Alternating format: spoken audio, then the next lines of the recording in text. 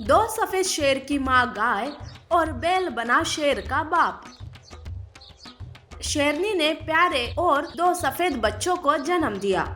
शेरनी अपने अनोखे बच्चों को देखकर बहुत ही खुश थी।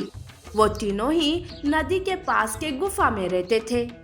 एक बार शेरनी कहती है, बच्चों, बारिश बहुत ही तेज होने वाली है।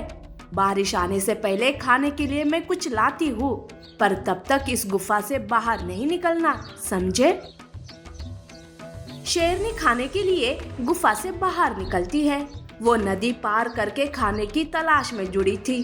खाना मिलते ही वो गुफा की ओर बढ़ जाती है, पर तभी तेज बारिश शुरू हो जाती है। नदी में बाढ़ आती है। शेरनी नदी पार करने की कोशिश करती है। तब वहाँ गाय आती है और वो शेरनी से कहती है, अरे शेरनी, पानी में मत जाओ, रुक जाओ। अरे बारिश रुकने का इंतजार तो करो। नहीं नहीं गाय, मेरे बच्चे गुफा में अकेले हैं। वो अभी बहुत ही छोटे हैं। मुझे उनके पास जाना होगा। मैं बारिश रुकने का इंतजार नहीं कर सकती। शेरनी गाय की बात नहीं सुनती है और नदी पार करने जाती है, पर पानी का बहाव बहुत ही तेज था, जिसमें शेरनी बहकर मर जाती है। गाय ये सब देखकर बहुत ही निराश हो जाती है। अब तो उसे भी शेरनी के बच्चों की चिंता होने लगती है। उधर गुफा में बच्चे भूखे प्यासे अपनी माँ की राह देख रहे थे। तेज बारिश में रात गुजर जाती है। सवेरे दोनों बच्चे अपनी माँ को ढूंढने निकल पड़ते हैं। माँ, माँ, कहाँ हो तुम माँ? माँ, कहाँ हो तुम माँ? अपनी माँ को पुकारते हुए वो आगे बढ़ जाते हैं। तभी उनके पीछे भूखा लकड़बग्गा लग जाता है। तभी गाय उस लकड़बग्गे को रोक कर कहती है, खबरदार लकड़बग्गे, मेरे बच्चों पर नजर भी डाली तो बच्चों को अकेला समझने की भूल मत करना। मैं हूँ उनकी माँ। ये सब सुनकर तो बच्चे चकित हो जाते हैं और लकड़बग्गा उस गाय पर हंसने लगता है और वो पहले गाय पर हमला कर देता है। गाय लकड़बग्गे के साथ लड़ाई करती है। तभी उसका साथ देने बैल भी वहां आता है और दोनों मिलकर लकड़बग्गे को मार मार कर वहां से भगा देते हैं। तब बच्चे गाय और बैल के पास आकर कहते हैं, आपका बहुत बहुत शुक्रिया, पर आपने ये क्यों कहा कि आप हमारी माँ हो? हमारी माँ तो शेरनी है और वो हमारे लिए खाना ढूंढने गई है।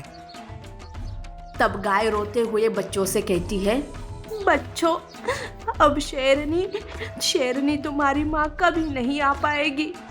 कल रात मेरी मुलाकात हुई थी उससे। वो क्या है ना?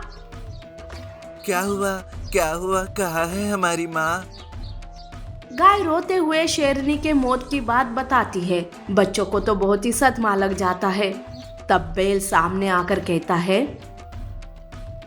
बच्चों, ऐसे मत रो। ये है ना गाय तुम्हारी नई माँ। मुझे पूरा विश्वास है इस पर। ये तुम्हारी बहुत ही अच्छे से देखभाल करेगी। बच्चों, तुम्हें किसी भी बात की कोई चिंता करने की जरूरत नहीं। दोनों बच्चे गाय से लिपटकर रोते हैं। गाय उन सफेद बच्चों को प्यार करती है और अपने घर ले आती है। गाय बच्चों की देखभाल में कोई कसर नहीं छोड़ती है। बच्चे भी अब गाय को ही अपनी माँ समझकर उसके साथ बड़े ही प्यार से रहने लगते हैं। एक बार बैल वहां आता है और बच्चों से कहता है, बच्चों, प्यार दुलार बहुत हो गया। अब हम ट्रेनिंग शुरू करते हैं। मैं तुम्हें जंगल के सारे नियम समझाता हूँ और खुद की रक्षा कैसी करनी ये भी सिखाऊंगा। बैल भाई, आपने तो मेरी मन की बात की है। आज उनके माँ बाप होते तो वो सब बच्चों को सिखाते। ये बच्चे भविष्य में इस जंगल के राजा बनेंगे, इसीलिए इन्हें हमें सब सिखाना होगा। बैल बच्चों को सिखाने लगता है और समय रहते उनकी रक्षा भी करता है। इस तरह से बैल बाप का पूरा फर्ज निभाता है तो गाय एक माँ का। कुछ सालों के बाद वो बच्चे बड़े शक्तिशाली और जंगल की रक्षा करने के लायक बन जाते हैं। वो दोनों बच्चे अपनी जिम्मेदारी भी बहुत ही अच्छे से संभालते हैं। ऐसी और अमेजिंग कहानियों के लिए हमारे चैनल को लाइक और सब्सक्राइब करना ना भूलें। शुक्रिया।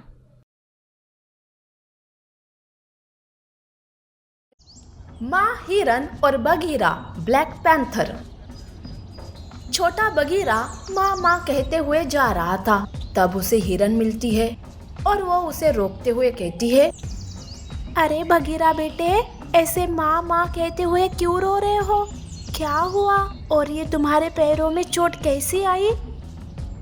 शिकारी मुझे ले जा रहे थे, तब मेरी माँ बीच में आ गई मुझे बचाने के लिए, और इसी बीच मुझे चोट लग गई, पर मेरी माँ को वो शिकारी ले गए।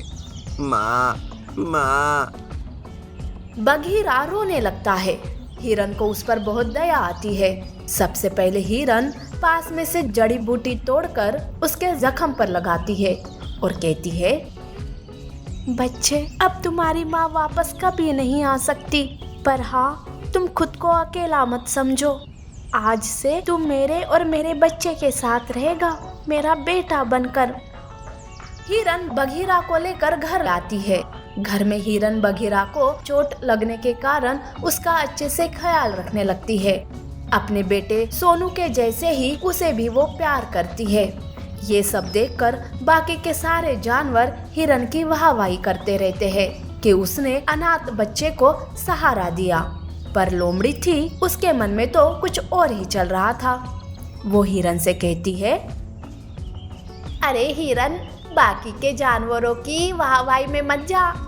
इस अनाथ बघीरे को छोड़ दे, अपने बच्चे सोनू पर ही ध्यान दे।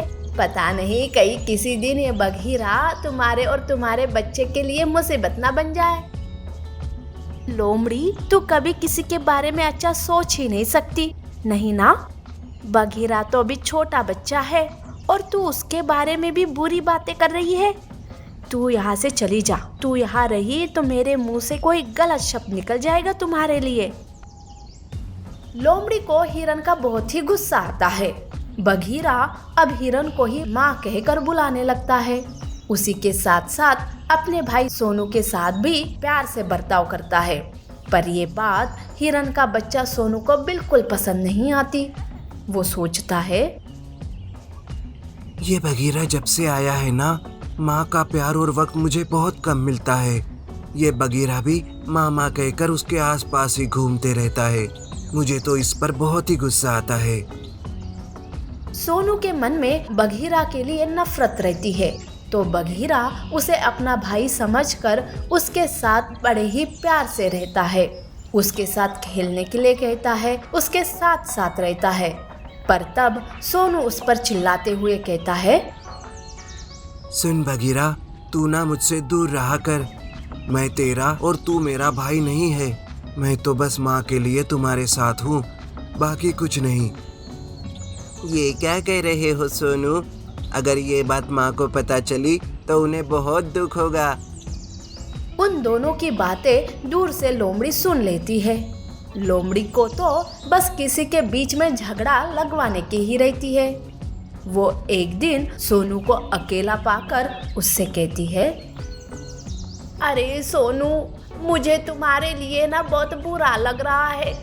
उस बघीरा की वजह से हिरन ने मुझसे भी झगड़ा किया। पता नहीं बघीरा ने तुम्हारे माँ पर कौन सा जादू कर दिया है। तुम्हारी माँ बघीरा के लिए देखना एक दिन तुम्हें भी छोड़ेगी, जरा बच के रहना उससे। लोमड़ी की बातों से सोनू को रहा नहीं जाता। अब लोमड़ी बार बार सोनू के कान भरने लगती है। सोनू बघीरा को दूर करते रहता है, पर बघीरा कभी भी उसका साथ नहीं छोड़ता। एक बार लोमड़ी सोनू को घर छोड़ने के लिए कहती है, अरे सोनू, तू घर छोड़कर चला जा यहाँ से, तब जाके तुम्हारी माँ को तुम्हारी कदर होगी। तू एक काम कर, अभी के अभी मेरे साथ चल।